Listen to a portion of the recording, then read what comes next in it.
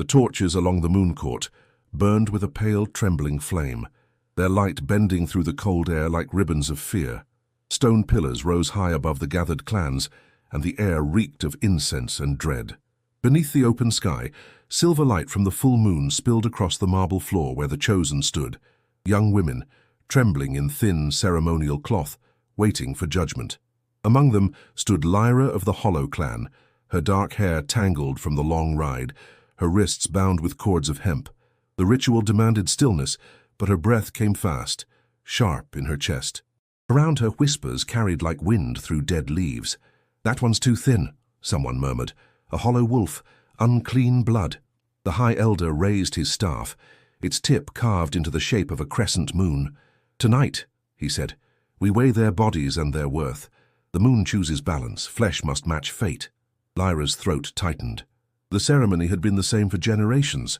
Young she-wolves stripped, weighed and marked before the mating ceremony, a barbaric measure of purity and power. Her mother once told her the moon did not see numbers or scales, but her mother's voice had been silenced long ago. When the guards motioned for her to step forward, Lyra obeyed. The stone beneath her feet was cold as iron. The crowd's murmurs thickened as two attendants approached, pulling away the linen cloth that covered her shoulders. She stood bare before them, the chill slicing across her skin. She thought of her clan's exile, of her father's broken hands from laboring in the mines. She thought of the shame this ceremony forced upon every woman before her, and she swore she would not weep. The elder's eyes narrowed. "Too light," he muttered to the scribe beside him. "Perhaps unfit for bearing." Laughter rippled through the crowd. Lyra's fingers curled. Her wolf stirred within, hot and restless beneath the humiliation, but she held still, refusing to let them see her break. The elder raised the crescent staff again. "Bring forth the mark of selection." The doors of the moon court burst open with a sudden echo that silenced the room. Cold wind swept in, scattering ash from the torches. Every head turned.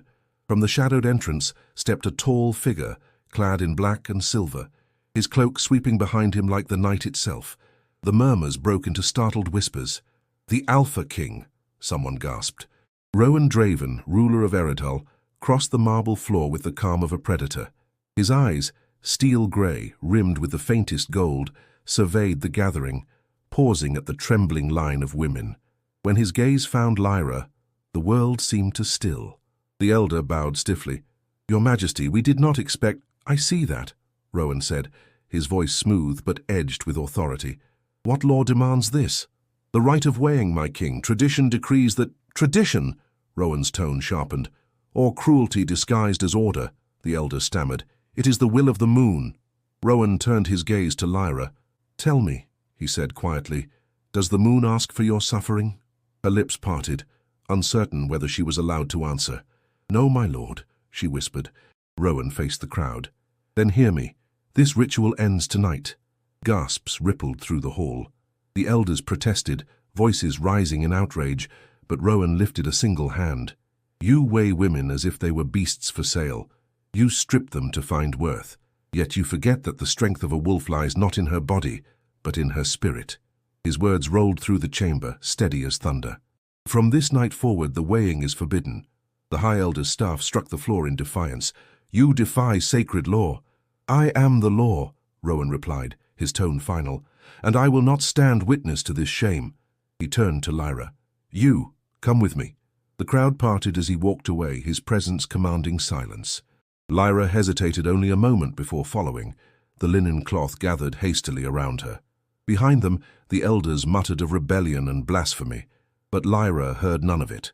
Her pulse thundered as she crossed the threshold, leaving the moon court and its cruelty behind. She did not yet know why the Alpha King had stopped the ritual, or why his eyes had lingered on her, as though he had seen something the others could not. But destiny had already begun to move. And if you wish to know what fate awaits Lyra beneath the Alpha King's shadow, stay with us and subscribe, because this night was only the beginning. The silence after the Alpha King's command stretched across the moon court like a wound. The elders stared at him, pale and rigid, as though the sky itself had fallen. Lyra felt the weight of every eye on her, the outcast girl who had somehow forced a king to break sacred law. Two guards moved uncertainly beside her, waiting for orders. Rowan Draven, the Alpha King of Eredhal, turned toward the High Elder with quiet defiance. "The rite is ended," he said. "Have I not spoken clearly?" The Elder's voice quivered with fury. "Your Majesty, the weighing has been held since the founding of the clans. To abandon it is to reject the moon's decree." Rowan's eyes, sharp as winter steel, fixed on him. "Then perhaps the moon has changed her mind." A murmur rippled through the hall. Some of the nobles bowed their heads in uneasy submission. Others whispered prayers, as if afraid lightning might strike. But the Alpha King did not falter. He motioned toward Lyra. "Cover her. No woman will be made a spectacle under my rule." A cloak was draped over her shoulders, heavy and warm. She clutched it tightly, still trembling. "My lord," she managed to whisper, her voice small against the vast silence. He glanced down at her. "You've done nothing wrong." Lyra lowered her gaze, unsure whether to thank him or fear him. In her mind, his name echoed with power. Rowan Draven, the Wolf of the North, conqueror of the clans, the ruler whose law none dared defy. Yet here he stood, breaking tradition for a stranger. The High Elder stepped forward again, his voice rising. "If you undo our customs, you undo our order. The Moon Court will fall into chaos." "Then let it fall," Rowan said. "Order built on cruelty is no order at all." The torches hissed in the draught that swept through the chamber, as if the flames themselves trembled under his words. He turned and strode toward the doors, his long cloak brushing the marble floor. When he spoke again, his tone carried finality. "Bring her to the Iron Keep. She will answer to me now." The guards exchanged looks, but obeyed. Lyra followed, her steps uncertain, her heart a storm. Behind her she could hear the elders' voices erupting in fury and fear. "He has lost his mind," one hissed. "No king defies the moon and lives." As the great doors closed behind them, the sounds of the Moon Court faded, replaced by the hollow echo of footsteps down the torchlit corridor. Lyra dared to look up at the Alpha King's broad shoulders. "Why me?" she asked quietly. "You could have stopped the ritual without choosing me." Rowan slowed but did not turn. "I didn't choose you," he said. "I stopped what should never have been started." Then, after a pause, his voice softened. "But I suppose fate had its say." His words unsettled her more than any threat could. Fate. That word had haunted her since childhood, used by elders to excuse cruelty, by men to claim dominion, by her mother to whisper warnings in the dark. When they reached the outer gate, the night air struck her face, cold and clean. The moon hung low above the citadel, enormous and watchful. Somewhere in the distance, wolves howled, a sound both wild and mournful. The guards mounted their horses. Rowan gestured for her to climb into the carriage beside him. The royal crest glinted on its door, a silver wolf beneath the moon. She hesitated, her hands clutching the cloak's folds. "Do you fear me?" Rowan asked. She met his gaze. "I don't know yet." He nodded once. "Good. Fear can blind, but doubt keeps you alive." The carriage lurched forward, wheels crunching over gravel as they left the Moon Court behind. Through the small window, Lyra watched the temple fade into shadow. Her body still ached from the ritual's humiliation, yet beneath the shame a spark of something unfamiliar stirred, defiance perhaps, or destiny. The king sat beside her in silence, his expression unreadable. Lyra's thoughts tangled like roots. The Hollow clan had always been lowborn, despised by the great houses. Why would a king risk rebellion for one of them? What did he see in her? As the lights of the city receded, and the road curved toward the Iron Keep, she caught his reflection in the carriage glass, eyes that glowed faintly with wolf-light. Somehow, she knew her life was no longer her own, and whatever purpose had drawn the Alpha King to her that night, it was far from mercy. The Iron Keep loomed against the horizon like a fortress carved from shadow and flame. As the carriage crossed the drawbridge, Lyra watched the massive iron gates rise, their edges etched with runes of protection. The air smelled of ash and cold metal, and the sound of the chains echoed through her bones. Every beat of the horse's hooves brought her closer to the seat of power she had never dreamed of entering. When the carriage stopped, a group of armored sentinels bowed deeply. Their silver insignias gleamed under the torches, a wolf's head crowned by the crescent moon. None dared meet the king's eyes. Rowan stepped down first, his cloak rippling in the wind, then turned to her. "You are safe here," he said simply. Safe. The word felt foreign. Lyra hesitated before taking his offered hand. His grip was firm, his touch unexpectedly warm. Inside the keep, stone walls rose high, hung with banners of black and silver. Every step echoed in the vastness. Servants moved silently, heads bowed, careful not to look too long at the stranger beside their king. "Where am I to stay?" Lyra asked, her voice low. Rowan glanced at her briefly. "You'll be housed in the East Wing until I decide what comes next." His words carried command, yet there was no malice in them, only restraint. Lyra sensed the weight of his control, the way he measured every syllable. He was a man used to ruling not only others, but himself. They stopped before a wide door carved with the sigil of the royal line. Inside, a fire burned steadily, casting gold light across the stone floor. A table stood at the center, covered in maps and scrolls. Rowan dismissed his guards with a gesture. "Sit," he said. Lyra obeyed, uncertain.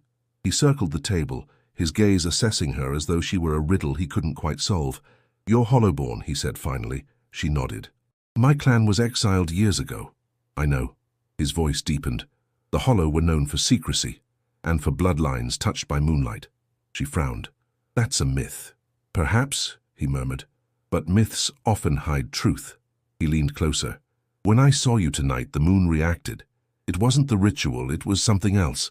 Her pulse quickened. "You think I caused it?" "I don't think," Rowan said quietly. "I feel." The fire crackled between them. Lyra tried to steady her breath, but the intensity of his stare unsettled her. He seemed to be searching for something inside her, something she did not yet understand. "I won't harm you," he added, softer now, "but the council will demand answers. They believe I've broken the bond between tradition and the moon. If they think you're to blame, they'll come for you." Lyra's fingers tightened on the edge of the chair. "Then why bring me here?" He paused, then said, "Because I don't trust them, and because I trust my instincts more." His words hung in the air like a vow. She wanted to ask more, to demand why fate had tied her life to his, but a knock interrupted. A young servant entered, bowing low. "Your Majesty, the council gathers at dawn. Tell them I'll speak when the moon sets," Rowan replied. The servant vanished as quickly as he came. When they were alone again, Rowan turned toward the window. Beyond the glass, the full moon was beginning to wane, clouds creeping over its silver face. "You should rest," he said. "Tomorrow will not be kind." Lyra rose, unsure if she should thank him or question him. "You defied the elders for me," she said quietly. "You risked your throne. Why?" He faced her then, his expression unreadable. "Because I've spent my life obeying laws written by men who fear what they don't understand. Tonight, I chose differently." She held his gaze, the weight of his words settling deep within her. The king was a mystery carved in iron, distant, dangerous, and yet strangely human. When she left the chamber, the hallways of the Iron Keep stretched before her, vast and unfamiliar. Every flicker of torchlight seemed to whisper secrets she could not yet name. And though she didn't know it, the night she entered the Alpha's court was the night her fate began to entwine with his forever. Dawn crept slowly over the Iron Keep, soft light bleeding through the high, narrow windows. Lyra sat awake in her chamber, sleep a stranger to her restless thoughts. The room smelled faintly of smoke and pine, a scent that reminded her of home, of the hollow woods where shadows whispered secrets only wolves could hear. Her fingers traced the edge of the window ledge as she watched the mists coil over the forest beyond the walls. Every part of this castle felt foreign, carved from discipline and silence. Yet beneath its grandeur, she sensed tension, a kingdom held together by the will of one man. The knock on her door was gentle but firm. A maid entered carrying a tray of bread, honey, and steaming tea. She was young, fair-haired, her eyes wary. "The king asked that you eat," she said. Lyra nodded. "What's your name?" "Eleanor, my lady." "I'm not a lady." Eleanor hesitated, then smiled faintly. "Perhaps not yet." Lyra studied her, sensing the kindness beneath the girl's formality. "Do you fear him too?" The maid's gaze flickered toward the door before she answered. "Everyone fears the Alpha King, but fear doesn't always mean hate." When she left, Lyra stared at the untouched food. Fear didn't always mean hate. The words lingered. They reminded her of something her mother once said. "The world will fear what it does not understand, but you must never let it define you." The thought drew her back to her past, to the Hollow clan's fall. She saw flashes in her mind, fire consuming their village, wolves howling in panic, the moon red as blood. She had been a child then, hiding beneath the roots of an ancient tree as her father's voice shouted in the distance. The last thing she saw before darkness swallowed everything was a silver crest, the mark of the royal guard. Her heart clenched at the memory. The royal armies had hunted her people for treason, but no one ever told her what sin they had committed. She had grown up with fragments of stories, of pacts with moon spirits, of bloodlines cursed and blessed in equal measure, but all she truly knew was loss. The door opened again, and she turned sharply. Rowan stood there, his presence filling the room like stormlight. "You remember your past," he said, not as a question. "I remember what was taken," Lyra replied. He crossed the threshold, his gaze steady. "Your clan served the old kings once. They kept the sacred oaths between wolf and moon. Then they vanished into exile." She faced him. Vanished or were driven out? He did not answer immediately. History favors the victors. The truth is buried beneath centuries of fear. She stepped closer. "Why do you care about my clan?" "I care about the truth," Rowan said. "And the night I saw you in the court, I knew the truth was not dead." Lyra felt the air tighten between them. "You think I'm part of that truth?" "I think you might be what the elders feared most, a reminder." His voice carried both warning and wonder. She studied his face, trying to read the emotion behind the hardness of his words. He looked at her not as a ruler judging a subject, but as a man confronting a memory that refused to fade. After a long silence, Rowan turned toward the window. "The council will question me soon. They'll want to know why I spared you. They will see your blood as a threat." "And what do you see?" she asked quietly. He met her eyes. "A survivor." Before she could respond, he left, the sound of his boots fading down the corridor. Lyra stood motionless, her pulse trembling. A survivor. The word carried both strength and sorrow. She didn't know whether he meant it as protection or prophecy, but she understood one thing clearly now. Her past was no longer buried. The hollow shadows were stirring again, and their secrets were coming for her. The council hall of the Iron Keep was colder than the rest of the fortress. Stone walls rose high, lit by iron sconces that flickered with restless flames. Beneath a vaulted ceiling carved with the symbols of the old wolf gods, the highest lords of Eredhall gathered, robes trailing like shadows across the floor. Rowan sat at the head of the long stone table, his throne raised upon a dais of black oak. His face was unreadable, his gaze cutting through the murmurs of dissent that filled the room like smoke. "She is Hollowborn," Lord Vareth said, slamming his fist on the table. "That alone disqualifies her. You broke the sacred law for an exile's daughter." Rowan's voice was low but firm. "I broke a tradition built on cruelty, not law." "Semantics," Lady Maelin hissed. "The clans will see it as weakness." "Let them," Rowan replied. "They've mistaken tradition for righteousness for too long." Lord Vareth stood. His silver beard caught the light like frost. "Then let her be judged in the old way by blood." A ripple of unease moved through the chamber. Even the younger lords shifted uncomfortably. The old way, the right of the blood oath, was rarely invoked. It demanded not ceremony but allegiance, sealed with flesh and vow. Rowan rose slowly. "You seek blood? Then you shall have it, but not hers." Gasps echoed. He drew a dagger from his belt, its blade forged of black steel. Without pause he sliced across his palm, and blood welled crimson against his skin. He raised it high. "I swear by this blood. The girl is under my protection until the next full moon. Any who threaten her, threaten the crown." The chamber fell silent. The ritual was clear. Once an alpha made a blood oath, it was unbreakable. "She is unproven," Lord Vareth said, quieter now. "Unpredictable." "So was I once," Rowan answered. The council offered no more protests, though tension crackled in the air. Rowan stepped down from the dais, wrapping his wounded hand in linen. As the lords filed out, voices low and clipped, Lady Maelin lingered. "You've tied your fate to a girl who carries the scent of prophecy," she warned. "The moon does not favor boldness for its own sake." Rowan met her eyes. "Then let the moon watch closely." Later, Lyra stood before the same table, summoned after the council had dispersed. Rowan's bandaged hand rested at his side, stained faintly with red. "You made an oath," she said. "For me?" "Yes." "Why?" "Because they would have destroyed you otherwise." She stepped closer, anger stirring beneath her ribs. "I didn't ask for protection." "No," Rowan said calmly, "but you needed it." Lyra's voice shook. "What happens when the next full moon comes?" "Then you'll choose. Stay under my rule or walk free. And if I leave, then you leave." The simplicity of his answer unnerved her. No threats, no demands, just a gate she could pass through, or not. "Do you believe in fate?" she asked. Rowan looked away as if weighing something he couldn't speak aloud. "I believe in choice, but some choices echo louder than others." That night, as Lyra walked back to her chamber, the corridors seemed longer, the shadows deeper. She'd expected fear from the council. She hadn't expected Rowan to place himself between her and their wrath. She touched the edge of her sleeve, where a single drop of his blood had stained the fabric when he brushed past her. Not hers. His. A protection paid in pain. The oath bound them, whether she wanted it or not. And somewhere in the silence of the Iron Keep, Lyra realized the path forward was no longer hers to walk alone. The east wing of the Iron Keep was nothing like the rest.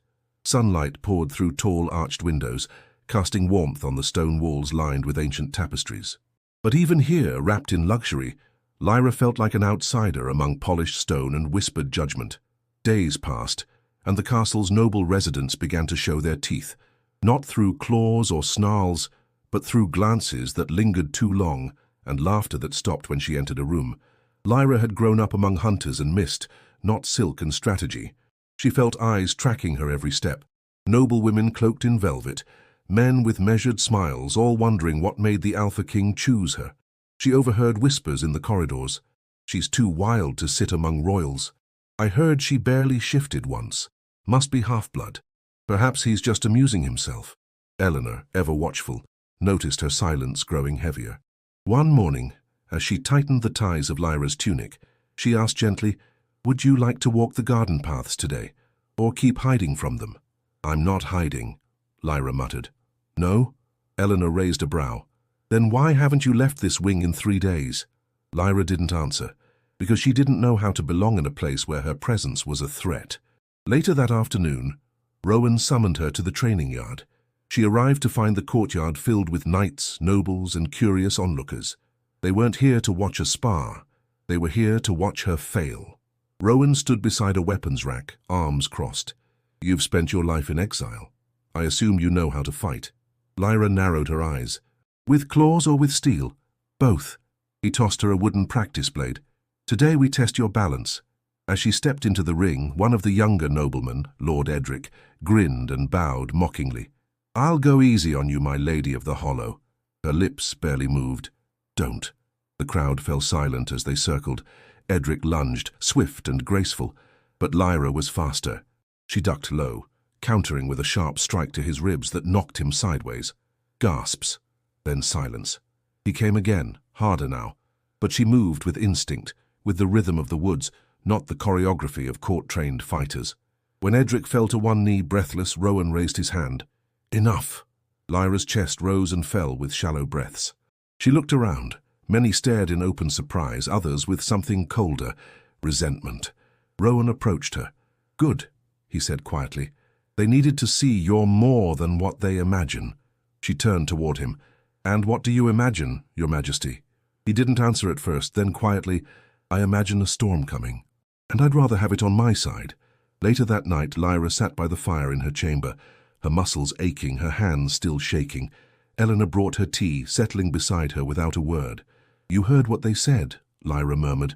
"About me. About him." "Yes," Eleanor said. "They fear what doesn't fit their mold. But wolves don't need to fit. They need only to survive." Lyra stared into the flames. "I didn't come here to survive. I didn't come here at all.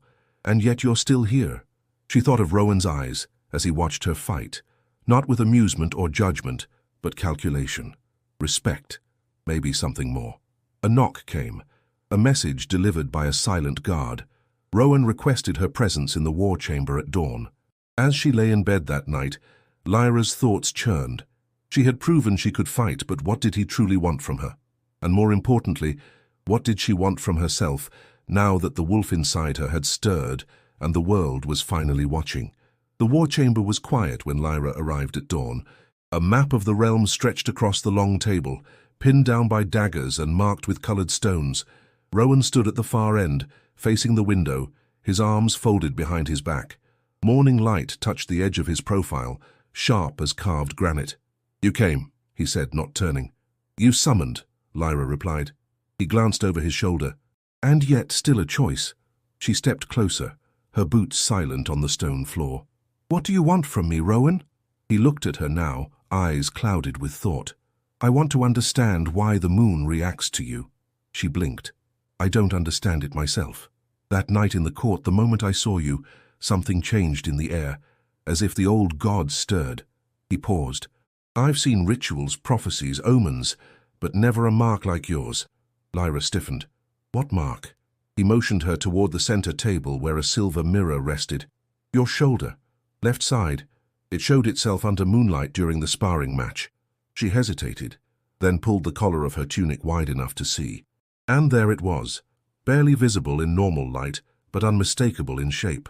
A crescent moon, thin and curved, edged with flame. She stepped back. "I've never seen it before."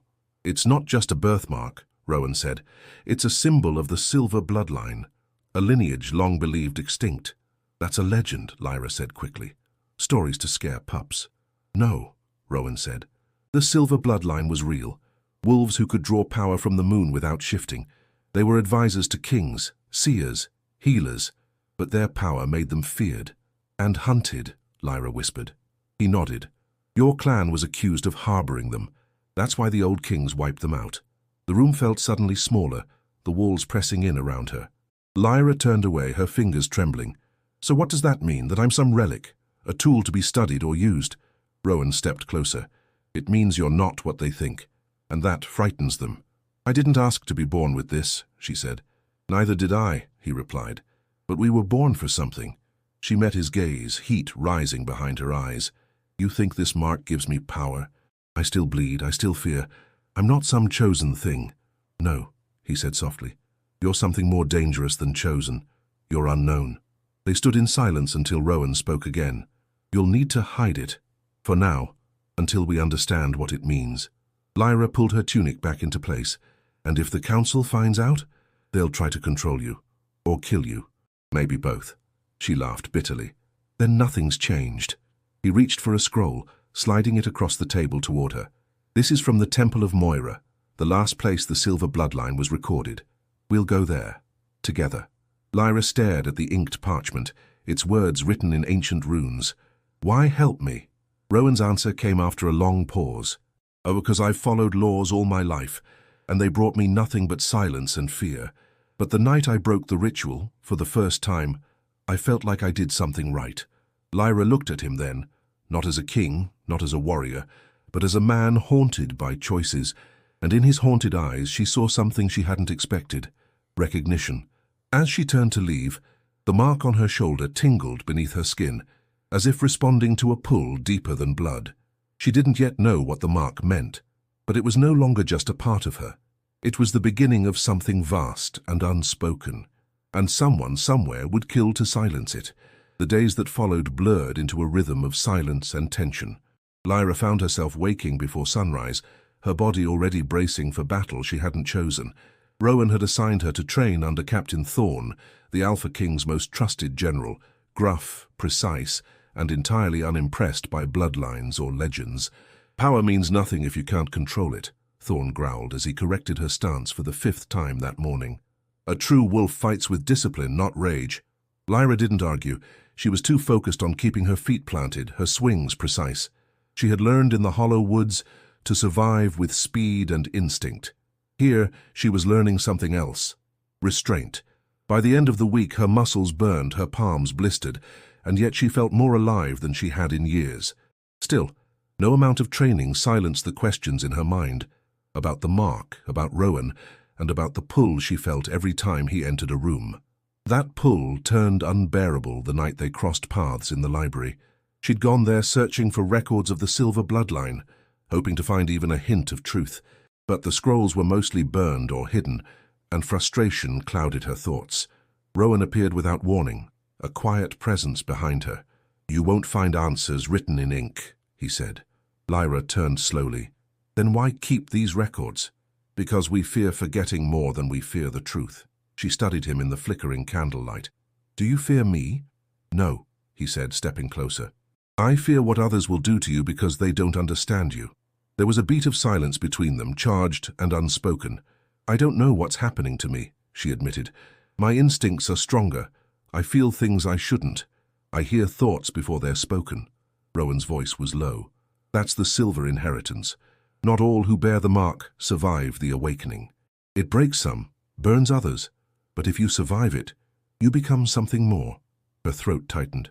I didn't ask for any of this. No one ever does. Their eyes locked, and for a moment, the weight of the world slipped away. He stepped closer, close enough that she could see the faint scar beneath his jaw. What did they take from you? She asked quietly. He hesitated. Everything. Before she could ask more, a crash sounded from the corridor. Steel against stone, voices raised. Rowan moved first, pushing open the library door. Guards were shouting outside, surrounding a cloaked figure who had breached the gate. Thorn arrived, blood staining his sleeve. An intruder tried to reach her wing, armed, not alone. Lyra stepped back, heart pounding. Rowan's eyes scanned the chaos, sharp with fury. She was the target, Thorn confirmed. The blade was silver. Lyra's breath caught. Silver, to kill without regeneration. Rowan's voice was a low growl. Bring me the survivor. I want names. He turned to Lyra. Come with me. I'm fine, she said, trying to sound steady. He looked at her hand. It was trembling. You're not. Inside the safety of his chamber, Rowan poured wine into a goblet and handed it to her. She took it silently. They'll try again, she said after a long pause. They already are, he replied. But they underestimated you. She looked at him, voice barely a whisper. Do you still trust me? I trust the part of you that hasn't yet been defined. That night, sleep didn't come. She lay awake, staring at the moon through the window, her fingers tracing the mark on her shoulder. Whatever had begun in her blood was growing, and with it, so was the war she hadn't asked to fight. But she wasn't alone. Not anymore. The assassin's scent still lingered in the corridors. Smoke, iron, and dried heather. It clung to the stone like a curse, despite the guards' efforts to cleanse the halls. Lyra stood at the edge of the training yard, watching the sky darken. The moon had begun to rise, thin and sharp, like a blade above the treetops. Her senses were on fire. Everything felt louder.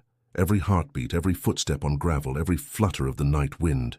Something inside her was shifting, rising to the surface.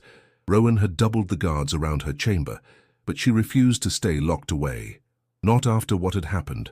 Not after someone tried to drive a silver dagger into her heart. I won't hide, she told Thorn as he tried to block her path. I wasn't asking you to hide, he replied.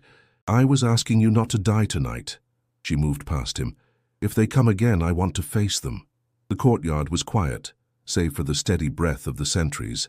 Rowan joined her near the old sparring stones. He wore no crown tonight, only his leather tunic and a longsword strapped across his back. You're restless, he said. I'm changing, she replied. And I don't know into what. Rowan studied her. The silver bloodline doesn't change you into something else.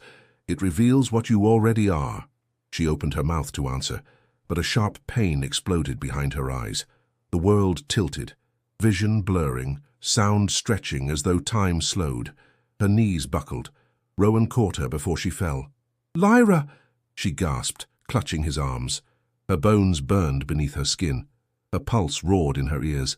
And then it happened. Her vision fractured into layers.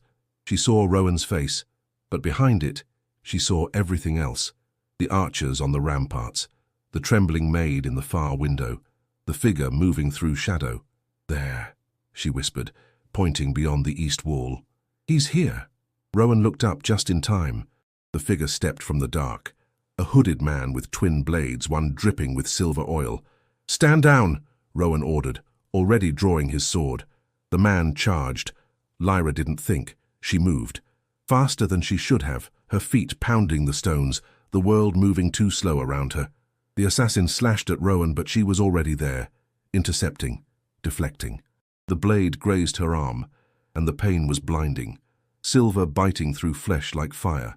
But she didn't stop. With a cry, she slammed her elbow into the man's jaw, grabbed his wrist and twisted. Bones snapped. The dagger fell. Rowan finished it, one swift strike that left the attacker crumpled on the ground, unconscious but alive. Lyra dropped to her knees, her breath shallow, the wound burning like molten glass. Rowan was beside her instantly, tearing the cloth from his sleeve to press against the cut. You're bleeding, he said, voice low. I felt him, she whispered. Before I saw him, I saw everything. Rowan met her gaze. Your senses are awakening. That's part of it. She trembled. It felt like too much, like I wasn't inside myself anymore. You're not alone, he said. You never were. He lifted her carefully, carrying her toward the healer's hall. She didn't protest. The fire in her arms spread through her chest, but she didn't cry out. Later, under the healer's care, she lay still as they cleaned the wound. Rowan stood nearby, arms crossed, jaw tight. She saved your life, Thorne said. No, Rowan replied. She saved us all. Lyra drifted in and out of sleep, the sound of wolves howling in the distance. Her mark burned with every heartbeat. Her blood answered the moon now, and she understood. This power wasn't a gift. It was a burden she had no choice but to carry, and the next time she might not survive it. The council chambers were colder than usual, heavy with smoke and judgment.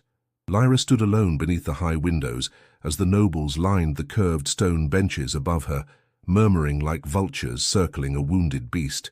The air reeked of tension and incense, of politics masked as piety. She didn't tremble, not this time. Not even when Lord Vareth rose, robe sweeping the floor, his voice sharpened with disdain. She has drawn blood within the keep, he announced. Twice. She brings danger, unrest, and something darker. This is not protection, this is corruption. Your memory is short, Rowan said from his seat beside the throne. She saved lives. Lives you endangered by bringing her here, Vareth snapped. The clans are whispering. The mark she bears, it is a sign of ancient chaos, not destiny. Lyra stepped forward, voice steady. You fear me because I am not yours to control. Whispers erupted. Rowan raised his hand for silence, but Lyra didn't stop. You want someone to blame for the world shifting beneath your feet, so you point to me. But I didn't ask for your throne, your crown, or your fear. Lady Maylin leaned forward. Then what do you want, child? Lyra met her gaze. I want truth, and if that threatens you, perhaps your power was never real.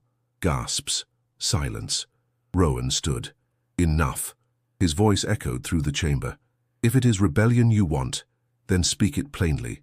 But do not pretend this is about law or balance. This is about fear. He turned toward Lyra. You have a choice. She looked up, heart pounding. You can stay, he said, or you can walk away. I will not chain you to this court, but I will not let them silence you either. The weight of the hall pressed in on her. She thought of the forest, of her mother's voice, of the fire that swallowed the hollow. She thought of Rowan's blood on her skin, the assassin's blade, the silver mark that refused to fade. I won't be your reason for war, she said quietly. If my presence here costs you your crown, I won't stay. Rowan stepped toward her. Then let it cost me. Not you. But Lyra had already decided. This fight isn't ready for me. And I'm not ready for it. Without another word, she turned and walked out. The guards didn't stop her. The nobles didn't call her back. The doors closed behind her like a sentence passed. Eleanor waited at the gates, eyes wide. You're leaving?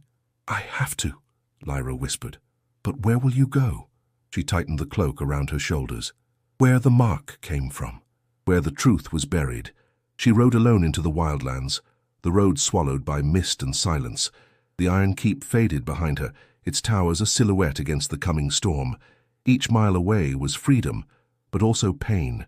She had given up protection, power, and something else she couldn't name. That night, beneath the stars, she built a fire with shaking hands.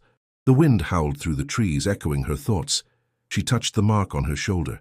It burned again, not with pain, but with purpose. Leaving hadn't been weakness. It had been strength. She'd chosen her path, unshaped by fear, untouched by thrones. And deep within her the wolf stirred, not lost, not broken, just waiting, because queens are not made by courtrooms. They are forged in exile.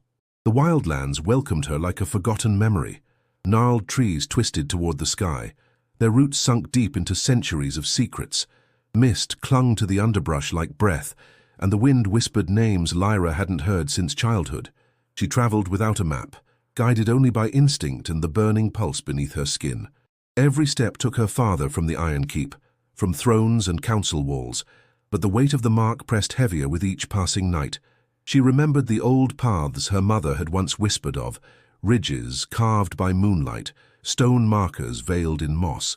She followed them, her senses sharpened, her awareness stretching beyond the visible. Wolves watched her from a distance but never approached. On the seventh night, hunger driving her slower than the cold, she found the ruins, stone arches buried in ivy, a fallen totem carved with the hollow sigil, and beside it, a trail of smoke rising from a small fire. Lyra approached cautiously. The figure crouched beside the flames was lean, wrapped in a hunter's cloak. His head lifted before she could speak. "You walk like you know these woods," he said. "And you don't?" she asked. The man stood slowly. His eyes were sharp, the color of flint. A scar slashed across his temple. "I'm Eamon," he said. "Of the Hollow. What's left of it?" Lyra froze. "You're lying. The Hollow are gone." "Not all," Eamon said. "Some of us hid when the fire came. Some of us waited." She stepped closer. "Waited for what?" "For you." His words dropped like stones. "You bear the mark," he said. "We felt it stir weeks ago. The earth shifted. The trees moved. The old power answered. It hasn't done that in years." Lyra's voice was a whisper. "Why me?" "Because you're blood of the Hollow, daughter of Elira." Her knees nearly gave out. "You knew my mother?" Eamon nodded. "She protected the last prophecy. She died for it." Lyra sank beside the fire. The flames painted shadows on her face, but none could hide the ache in her eyes. "My mother told me nothing," she said. "Only stories, warnings." "Stories are all that survive when truth is hunted," Eamon said. He reached into a leather pouch and pulled out a small scroll, bound in wolf hide. "She left this, said it was meant for the one who returned." Lyra's hands trembled as she unrolled it. The writing was in her mother's hand, curved, precise, inked in old Hollow script. The words struck her like thunder. When the mark awakens, the blood must return. Not to reclaim a throne, but to break the chain. Beneath it, a symbol, the same crescent and flame she bore on her shoulder. Eamon spoke again. "The mark is not a blessing. It's a call, one that demands a choice." Lyra stared at the flames. "I ran from the keep to protect them, to avoid war." "You didn't run," he said. "You listened." He gestured to the woods around them. "We are not lost, just forgotten. But you can wake the old ways. Unite what was broken, if you choose to." Lyra felt the fire in her blood flare, not with fear, but with purpose. "I don't know how." "You don't need to yet," Eamon said. "Just stay, learn, heal." She looked at the scroll again, her mother's words, a legacy buried in ash and shadow. For the first time she felt the Hollow inside her not as a wound, but as a root. She wasn't returning to the past. She was becoming its future. Rain lashed against the canopy, soaking the forest floor and masking the scent of blood. Lyra crouched low behind a moss-covered ridge, eyes locked on the firelit camp below. Around the flames sat 5 men, cloaked, armored, their insignias glinting red and gold. Royal crests, high-born traitors. Eamon knelt beside her, soaked to the bone, voice low and tight. "That's them. Vareth's emissaries. They're gathering support in the outer clans." Lyra's jaw clenched. "How many have they already turned?" "Enough to challenge Rowan. Maybe more." Her heart pounded. She should have known the peace wouldn't last. The Hollow's return had stirred something ancient, but power always draws predators. Eamon touched her shoulder. "This isn't your fight anymore. You left it behind." "No," she said. "It followed me." She stood slowly, rain rolling down her face.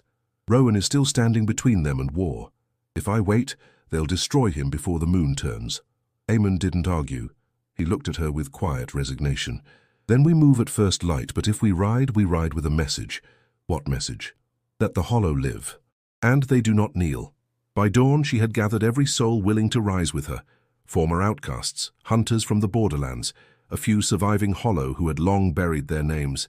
They bore no banners, no sigils, only scars and conviction. Lyra mounted her horse as the fog lifted. Her cloak billowed behind her, her hair braided like her mother's once had been. When they reached the eastern gate of Eridhall, the sentries froze in place. No horns were blown, no weapons were raised. Only the wind moved as the Hollow riders swept through. The iron keep stood unchanged, grey, towering, guarded by uncertainty. But when Lyra stepped through the great doors, she felt every pair of eyes follow her. Not as a stranger now, as something else. Eleanor met her first, nearly speechless. "You came back. Is he alive?" Lyra asked. "They tried to storm the throne room this morning," Eleanor whispered. "Rowan held them back. Alone." Lyra didn't hesitate. She pushed through the corridor, past stunned courtiers and half-drawn swords. The doors to the throne room were shattered. Smoke curled from broken braziers, and at the center stood Rowan, bloodied, his blade slick with silver. Lyra moved without thought. He looked up at the sound of her voice, eyes wide. I didn't come to bow," she said. "I came to fight." Vareth stood to the side, fury twisting his face. "She returns with wild dogs and expects us to yield?" Lyra stepped forward. "You call them dogs, but they're the ones who remember what loyalty means." She drew a dagger from her belt, hollow-forged, etched with flame. Vareth scoffed. "You think one mark gives you claim to the crown?" "I claim nothing," Lyra said, "but I will defend the one who chose me over tradition, the one who bled for a stranger." Rowan, still standing, still silent, met her gaze, and then he nodded. At his signal, the guard stepped back. The fight was not between king and rebels now. It was between truth and fear. Vareth raised his blade. "Then die with him." But he never reached them. Lyra moved like light, like instinct. The blade clashed once, twice. Then Vareth was on the ground, disarmed, humiliated. Gasps filled the chamber. Rowan walked to Lyra's side. "You shouldn't have come." "I had to," she whispered, "because they were wrong about me." He touched her arm, fingers brushing the mark through fabric. "No, they were wrong about us." And as the court looked on in silence, they stood together, no longer king and outcast, but something stronger, a force born of blood and fire. The sky bled red over the Iron Keep. Thunder cracked in the distance, echoing the war drums pounding against the outer walls. Smoke curled above the city like serpents, and banners once loyal to the crown now flew the mark of rebellion. Lyra stood on the battlements, armor laced tight across her chest, her cloak pinned by a wolf-shaped clasp. The mark on her shoulder throbbed with heat, pulsing in time with her heartbeat. Below, the rebel forces moved like a tide, cloaked warriors, mercenaries, wolves who had chosen blood over unity. And leading them stood Lord Vareth, silver blade drawn, eyes cold with fury. "They'll breach the main gate within the hour," Thorn reported, his face grim. "Even with your hollow fighters, we're outnumbered." "Then we don't wait for them to break the gate," Lyra said. "We meet them before they do." Rowan approached, blood from the earlier skirmish still staining his gauntlets. "You've already done enough." She faced him. "So have you. But we're still here." Their eyes met. No words passed between them. None were needed. Together they descended into the chaos. The battle exploded at the foot of the keep. Iron against iron, claws tearing through flesh, magic laced in screams. Lyra moved like a flame, her dagger spinning through air, her senses stretching beyond the battlefield. She fought beside Rowan, never more than a few steps apart. He was steel and fury. She was wind and fire. Vareth came for them at dusk. He broke through the inner guard with a war cry that shook the stone walls. His blade, forged from silver and hate, gleamed in the fading light. "This ends now," he shouted. Rowan raised his sword. "Yes, it does." They clashed, power against power, fury against resolve. Lyra watched, blood pounding in her ears, until she saw Vareth shift his stance. He wasn't aiming for Rowan. He turned fast, striking toward her. The blade cut through her side. Pain flared white-hot. Lyra dropped to one knee, gasping. The mark on her shoulder burned with blinding heat. Rowan roared and drove his sword through Vareth's shoulder, sending him crashing to the ground. But Lyra didn't see it. She was lost in the mark's light. A silver aura burst from her skin, rising like mist from her blood. Her breath stilled. The battlefield paused. Wolves turned. The moon broke through the clouds, its light pouring down like a river. And Lyra rose. Her eyes glowed silver. Her wounds closed before they could bleed. The hollow magic surged. Not like fire, but like clarity. She could feel every heartbeat around her, every intention. She stepped forward, not with rage, but with resolve. She didn't strike. She didn't need to. The rebel wolves fell to their knees, weapons dropping, eyes wide with reverence or fear. Vareth coughed blood and looked up. "What? Are you?" Lyra's voice was calm, cold, absolute. "I am what you tried to bury." The light faded. The moon pulled back behind clouds, but the silence remained. Rowan knelt beside her.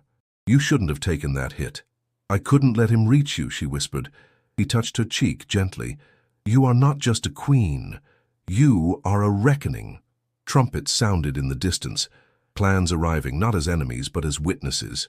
The battle had ended not with blood but with revelation, and Lyra stood in the center of it all, more than legend.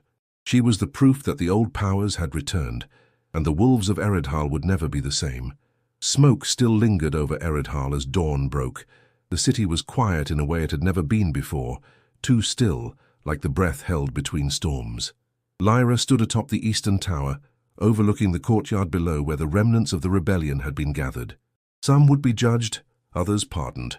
All had seen what she became under the moonlight, and none would forget. Rowan approached without sound, his steps heavy with exhaustion. The bruise beneath his jaw had darkened overnight, and his sword arm was wrapped tight with cloth. Still he stood tall. "They're calling you the Moonbound Queen now," he said. Lyra didn't look at him. "I didn't ask for that title. Titles rarely wait for permission." She closed her eyes, letting the wind tug at her hair. "I thought I came here to stop a war, but it followed me anyway." "You didn't start this war," he said, "but you ended it." She turned toward him, her voice lower. "They'll never accept a Hollowborn on the throne." Rowan met her gaze. "Then it's a good thing you don't need a throne to rule." He held out a pendant, an ancient sigil of the first wolf bloodlines, etched in moonstone and iron. "This belonged to the last peacekeeper. It's not a crown. It's a vow." Lyra didn't reach for it. "What if I can't be what they want?" Rowan stepped closer. "Then be what they need." A long silence passed between them. Then slowly she took the pendant. Its weight was real, cool against her palm, heavy with history. He watched her. "Will you stay?" She didn't answer at first. Her heart warred between every path. The woods still called to her, the hollow roots deep within. But the people here, they had seen her rise, had followed her without being asked. "I'll stay," she said, "not to be queen, but to finish what was started." Rowan nodded once. "Then we'll rewrite the laws together." Later that day they stood before the full council. What remained of it? The court was hushed, the stone hall still bearing the scars of battle. Rowan's voice rang clear. "The right of weighing is abolished. No woman shall ever be stripped or measured again." A murmur passed through the nobles. No one opposed him. Not now. Lyra stepped forward. "The Hollow are not traitors. We are survivors, and we return, not in vengeance, but in truth." She pulled the pendant from her cloak and laid it on the council table. "This will not be worn by rulers, but carried by those who serve peace." Lady Malin, her face unreadable, finally spoke. "And what of the Alpha Bond? Will you claim him as mate?" The room fell silent. Lyra's eyes found Rowan's. "No," she said. "The moon didn't choose him for me. I did." Rowan's lips curved, small, real. The nobles said nothing more. The court, so long ruled by fear and bloodlines, bowed not in submission, but in understanding.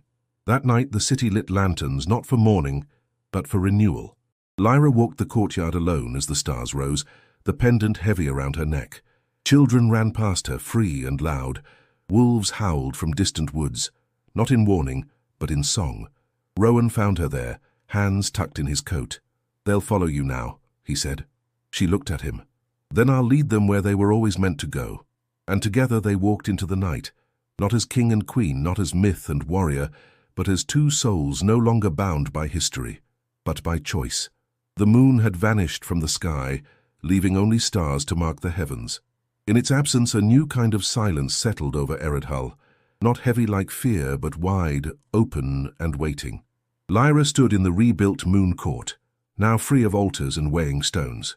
The chamber, once a place of judgment and humiliation, had been remade, its cold marble replaced by warm wood, its walls no longer adorned with relics of punishment, but carvings of wolves, trees, and stars.